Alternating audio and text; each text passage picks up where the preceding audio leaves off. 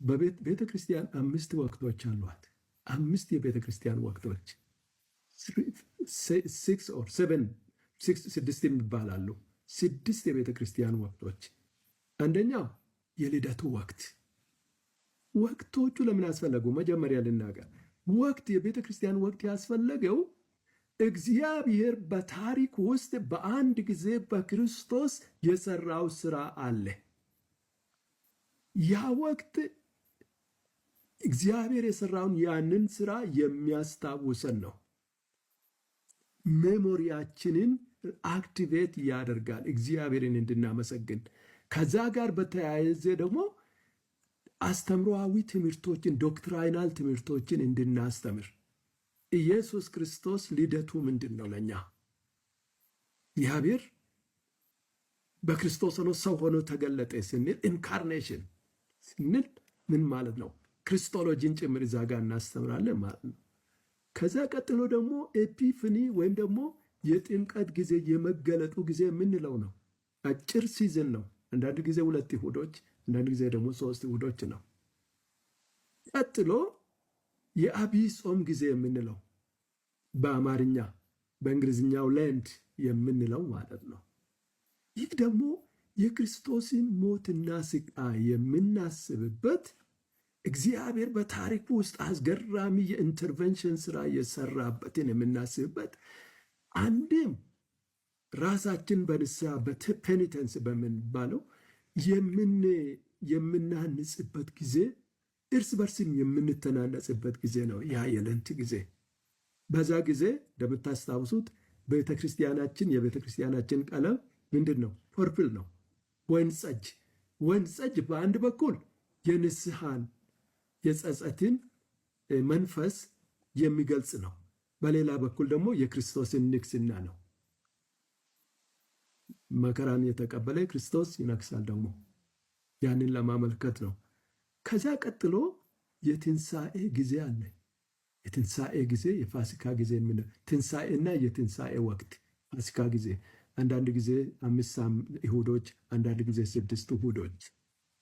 ከዛ ቀጥሎ የመንፈስ ቅዱስ መውረድ ጊዜ አለ። 2 ወይም 3 አንዳንድ ጊዜ 2 ጊዜ ነው የምናደርገው። አንዱ ተስፋ ነው፣ የመንፈስ ቅዱስ መፍሰስ ተስፋ። ቀጥሎ ያለው ደግሞ የመንፈስ ቅዱስ ዕለት ፓራቅሊጦስ የምንለው ነው።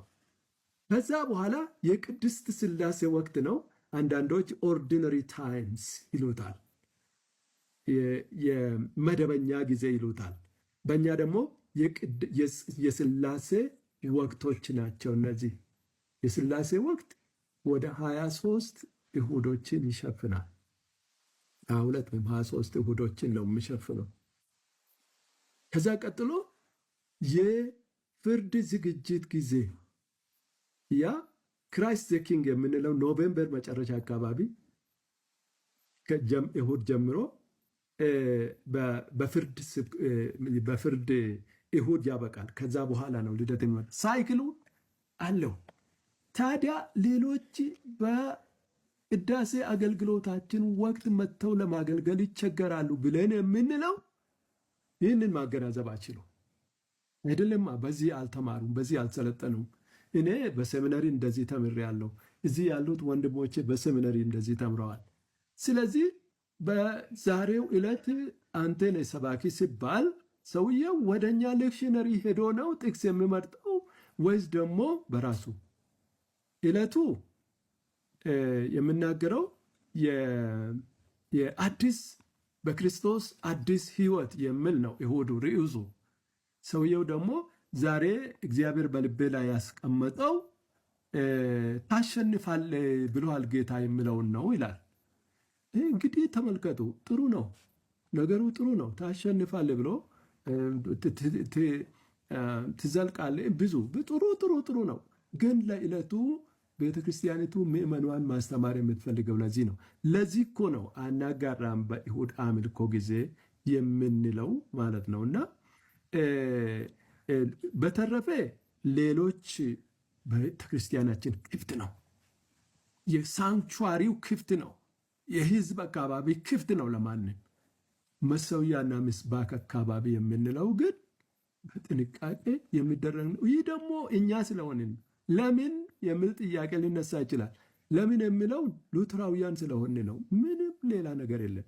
የማንንም ትራዲሽን ግን በምንም አይነት ዝቅ አድርገን አንመለከትም። በምንም አይነት አንቅም። በጣም እናከብራለን። ፔንቴኮስታል ወንድሞች እህቶች አሉን፣ እንወዳቸዋለን፣ እናከብራቸዋለን። ከምስባካችን ውጭ ግን ትብብሮች ደግሞ አሉ። ከምስባክ እና ከመሰዊያና ምስባክ አካባቢ ውጭ ትብብሮች አሉ። ቅድም ተጠቅሷል። ሁል ኮሚኒየን ፓርትነርሺፕ የሚባል አለ። አልኪዳን ያለው ይሄ ነው። ቀጥሎ ደግሞ ያለው ሚኒስትሪ ኦሪየንትድ ፓርትነርሺፕ በሆነ ፕሮጀክት እና ፕሮግራም ዙሪያ ፓርትነርሺፕ የምንፈጥርበት ግን በምስባክና ኦልተር አካባቢ የማንጋራ፣ የማንሳተፍ፣ የማንፈቃቀድ ማለት ነው። ሶስተኛው ደግሞ ፈጽሞ ከዛ ውጭ የሆነ በሌሎች አገልግሎቶች የምናደርጋቸው ትብብሮች ናቸው ማለት ነው። እና እግረ መንገዴን ይህንን ማሳሰብ ጥሩ ነው ብዬ ነው።